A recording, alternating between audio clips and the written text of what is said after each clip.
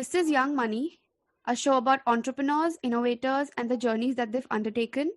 I'm Nandini, and it's been a while since we've done a podcast, but we're back. And today we'll be talking to the owner of a pet service providing company called PetKonnect.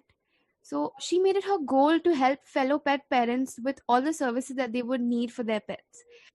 It's how I found about Devanshi and her company is that I found about them through an incredible platform called Humans of Bombay, and I fell in love with the story of why she started what she started. So it was so beautiful, and like this is just too much talking from my side. So let's hear more about PetKonnect from Devanshi herself. Hi, Nandini. So happy to be here. Thank you so much for having me. Yeah. Okay. So let's begin with the questions. Tell us, Sure. what is PetKonnect? Like, what made you want to start this business? So honestly, I had no intentions of getting into the pet care sector. If like you might have done your research to know that academically, I'm actually a chartered accountant and a lawyer, and I was pretty Wow. sure, yeah, I was pretty Okay. sure transaction services is where I'm gonna end up, mergers, acquisitions, the cutthroat life. And that's actually where I was working. I completed my MBA from London, got back, decided to work with a lawyer in transactions, in fact. However, unfortunately, that's around when as soon as I got back from London, my pet started to fall ill. Oh. So yeah, I'm gonna tell you a little bit about her. As a child, I always wanted a dog, and my parents hated any form of animals around them. So it took me about a decade to convince them, I to think get, that's the story of the every house. I think it's the same with me. yeah, I really think. pretty much. But luckily, one day, my brother and my mother kind of convinced themselves and the rest of the family to actually adopt one and get Hazel home to me on one of my birthdays. And Wow. that was like a dream come true after a decade. I don't think I asked for another birthday gift after that. And it was just like 5 years in, out of which I was also away for a year and a half. As soon as I came back from London, we noticed she started falling ill, and she was a young dog, right? She was just 5 years old then. So we were like, "ठीक है, it'll be like normal, normal stomach issues, indigestion. She might have eaten something funny, or she was known to be a fussy eater." So for a very long time, that's how we discounted a lot of things, and the reports and the blood work were also normal. So we were like, Oh. "ठीक है, let's see what happens." And I honestly don't know how, and nor do the doctors, because we literally took her to the doctor every day for a month. Know how she started getting really critical. And this Okay. one night around 9:30, 10, she started getting worse, and at that hour we hardly could find any doctors. We couldn't get an emergency. Luckily, her vet at the time was sweet enough to actually visit her at like 1 in the morning. Okay. Wow. And yeah, it was really kind of her, because today we have a couple of 24-hour hospitals. At that time we didn't. Yeah. And she was like, yeah, she was like, we need to do a surgery to find out what's going on. But at this hour, it's impossible to find, like an operation theater. And it's also not possible to find blood, because she'll need blood for transfusion between the surgery. Yeah. Yeah. And, because she was like, we'll have to wait out the morning, and I don't think she'll make it. And that was it. Oh. That was the time taking for 3-4 hours. We watched her die. And it was just so unfortunate, because honestly, we had the resources, but there was no medical infrastructure. I mean, if a human is into emergency, we have hospitals. Yeah. But Exactly. for, yeah, for her, there was nothing. I mean, this doctor did us a favor by coming at that hour of the night, but the hospitals were also shut. The veterinary clinics were shut. There was no place we could go. So honestly, that kind of hit me too hard. Of course, I continued with my professional journey. I continued working. I took, I think, 2 to 3 weeks off after this event, and but it didn't let me sleep. I was like, this is this is ridiculous to say the least, and something needs to be done. So Yeah. that is when I considered, entering the healthcare, the animal care space, especially for health. But the more I read about it, I realized that I'm not exactly equipped for it, right? I'm not a doctor, I'm not a vet. I like my qualifications, my experience have been in a completely different field. Yeah, yeah. So, I spoke to a bunch of pet parents. Emergencies like mine are not as infrequent, but they're also not as frequent as human emergencies are, which was the reason for the lack of infrastructure. So Okay. that's when I actually started talking to pet parents, figuring out if the issues I've faced were the issues other people face as well. Because I didn't want to jump into something just because I faced an issue. I had to know what's going on out there. Because obviously before that I was too consumed with, like my normal life trajectory. And turns out it wasn't just me. And after talking to a few hundreds of pet parents, we kind of listed down things that pet parents, in fact, see lacking in the care system. And that's how we prioritized, starting with a bunch of services for PetKonnect, Okay. with the aim of making PetKonnect a one-stop solution for everything related to pets. And the vision is to start from adoption, assistance, healthcare, travel, registration, um, everything till, even cremation of pets. That's our vision. So that whenever at any hour a pet parent needs something for their pet, we'll be there. But it's been a great journey so far. Yeah, definitely. If you like, we have a human patient at 1 o'clock or 4 o'clock in the morning, we will have hospitals for them. But for pets, you know, I mean, I haven't seen any. So this is a really great Exactly. initiative that So you started. thank you so much. So the thing was, I lost Hazel 3 years ago, right? Yeah. And that time there were absolutely none. In the last 1 year, in fact, there have been two hospitals that are, available 24 hours. Okay. But and they're still growing. I mean, they're not that big establishments, but at least there's something. It starts with something. Yeah, like something is better than nothing.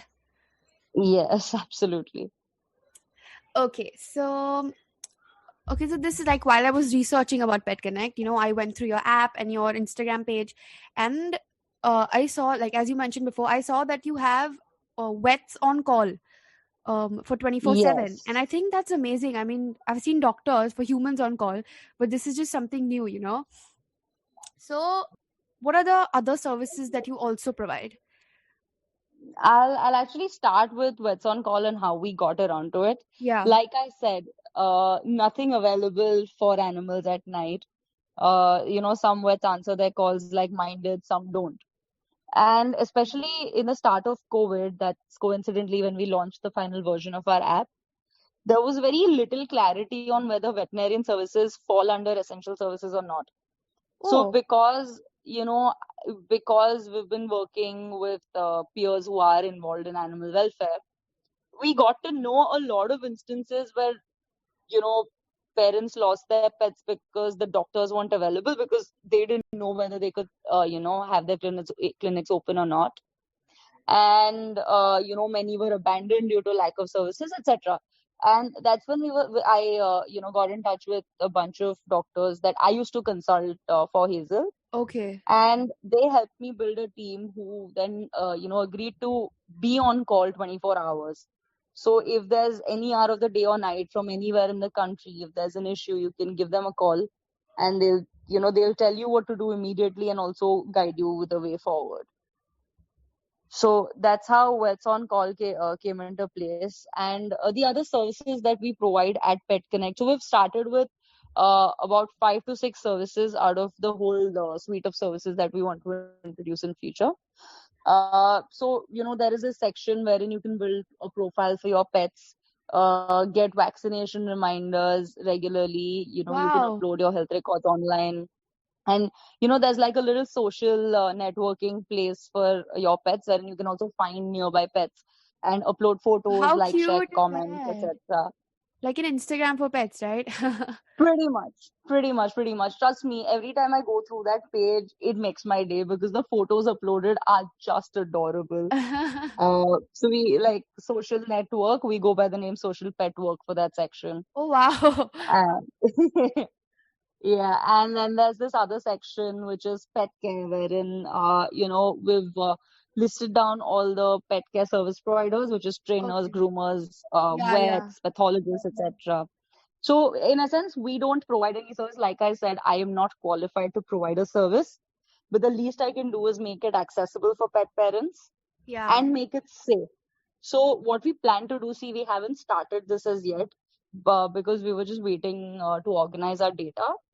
What we plan to do is actually get all the service providers verified, have their backgrounds checked, their documents checked, their criminal records Yeah, right. checked, so that you know the service providers that you trust your little one with are safe. There are no shady elements there. We also have like a blog section wherein we upload information regularly about tips on healthcare, informative articles, news articles, Yeah. etc. We have the emergency section where we've listed down NGOs that are working, and we have the vets on call, and we also have like a bloodline. And we have started assisting, pet parents getting licenses for their pets. This is just in Mumbai, but we're looking to Okay. launch it soon in other cities as well. Now, what most people don't know is that licensing is compulsory, and government authorities have the right to confiscate your pet if it's not licensed. Yeah, like I didn't know that. I did like you just said that, and I didn't know that we actually have to license our pets. Get a Yes, license for I them. mean there is something called a pet tax, which Okay, in most of the wow. cities is only for dogs. So it's essentially a proof that you vaccinated your dog and that it's safe to, coexist with humans. Oh yeah, yeah. So it's just like another human, basically. That's right. Exactly. So once you've, licensed your dog, all those, or you might have read all those notice boards and all of that saying, Yeah, yeah. dogs not allowed in this park, dogs not allowed in the lift, etc. Um, so there are high court judgments. I'm sorry, I go by judgments because of the profession. It's a professional hazard. There's a high court judgment that if your dog's properly licensed and has all the documents, no society can stop you from using public areas with your dog, common areas, and you are also not allowed to ban a dog from entering a park. Oh wow. Yeah, so there are judgments around that, and there is such little knowledge around this, so we're doing our part in generating Yeah, knowledge. that's really amazing. Like this part when you said that if you have the documents for your dog, so like nobody can stop them from going anywhere. I just thought of like, That's right. if you don't have your license when you're driving and people stop you and you show them your, license. So it's just basically the same thing. Exactly. So the Yeah, law that's is amazing. giving that recognition to our pets, but humans are still yet to, know about it and kind of, Yeah. acknowledge it. Yeah, right. Okay, so And we're actually getting products on the platform soon as well. So we're looking to launch the marketplace in a couple of months from today. oh, so like an all-in-one app, I can say. Absolutely. Absolutely.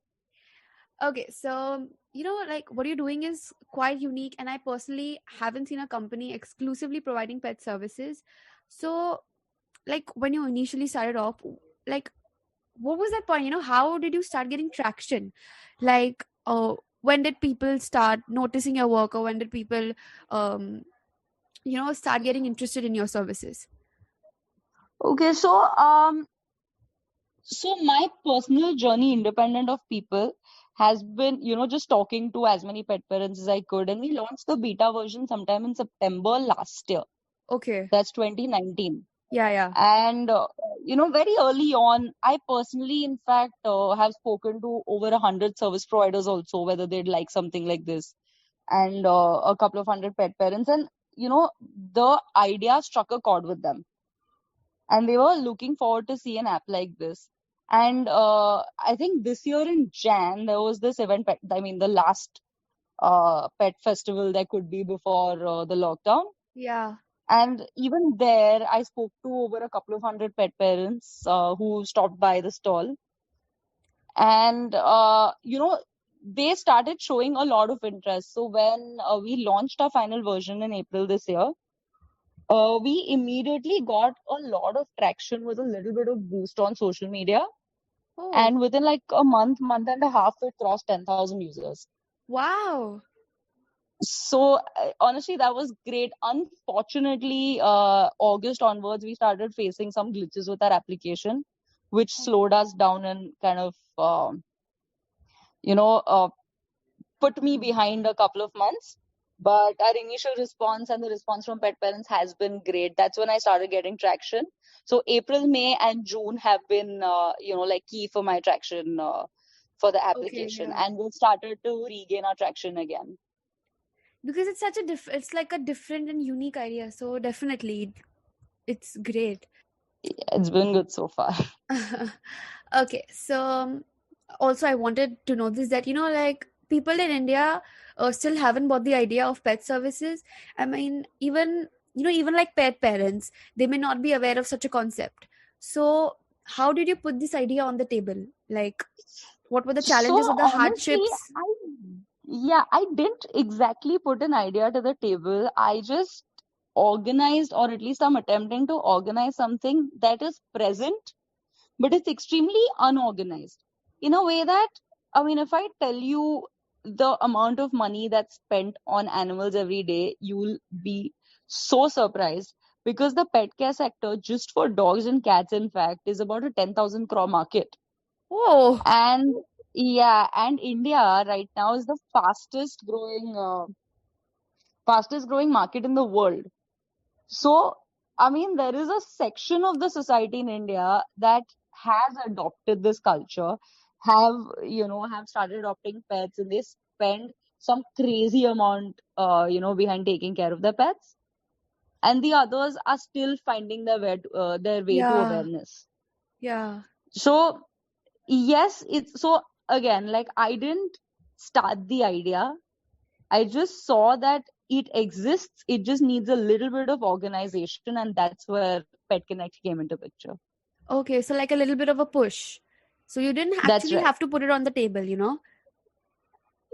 That's the thing. The puzzle pieces were on the table. We just had to complete the jigsaw. Okay. And like, did you face any challenges when you started off? Oh, a multiple, yeah. Come on, which platform starts without challenges? Yeah, And definitely. I honestly, can't agree more. my biggest challenge has been tech. I mean, Oh, like I said, right? My work so far has been very numbers related, yeah. legal, like laws related. But and of course, I would like to think of myself as tech savvy. I mean, I can use the latest gadgets. I would like to have the best devices. But what goes on behind the screen is something that I just don't understand, because that's not the discipline I'm from. So, like, my challenge right from the beginning has been to get a good quality application. Yeah, yeah. And, it's very unfortunate that I've had to change about 3 to 4 teams, which, so honestly, finding the right resources and, making a good team has been a challenge which coincides with the tech challenge.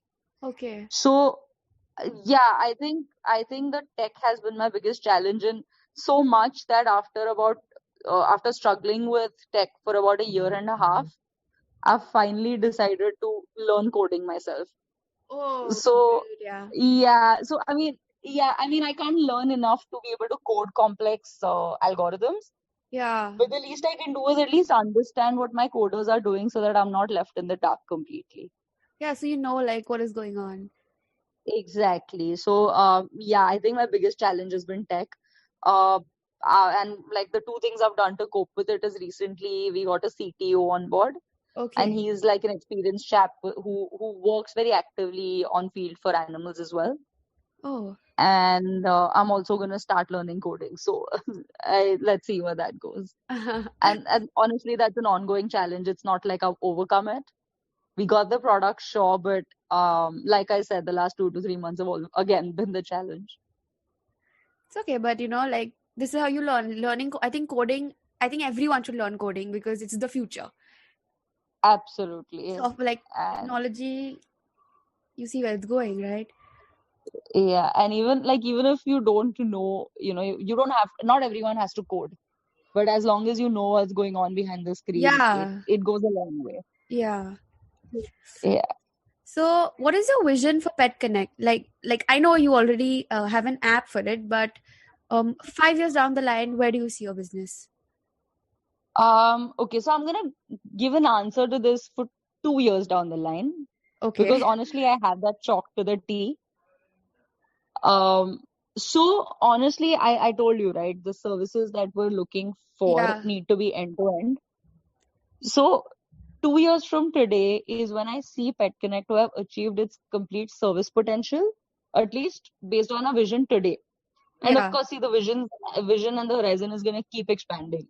yeah, definitely. But yeah, so 2 years from today, um, the services that I want completely up and running is the marketplace, the adoptions, and the H line that we're looking at, that we've not spoken about, but I'll give you a brief about it in a couple of minutes. Yeah, Um, so that is where I see this application, and within the next 2 years, based on the trajectory of user base we have, we want to have at least 4 to 5 lakh pet parents on the portal, so that the community grows for mutual benefit.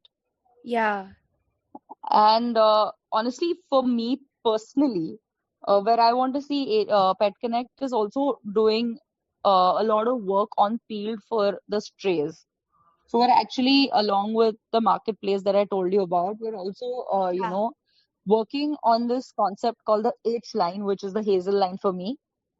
But for common understanding, it'll be the helpline. Wherein what yeah, we're doing is we're bringing all the NGOs together, and a bunch of them, like the leading NGOs in the city, have already agreed to come on board.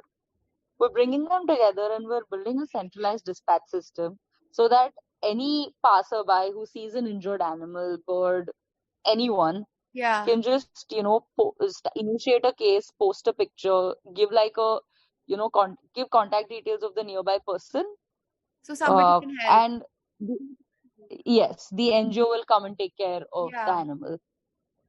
Because so many times, ever since I've started Pet Connect, especially, people keep asking me that we saw this injured stray, we saw kittens, they're dying, what do we do?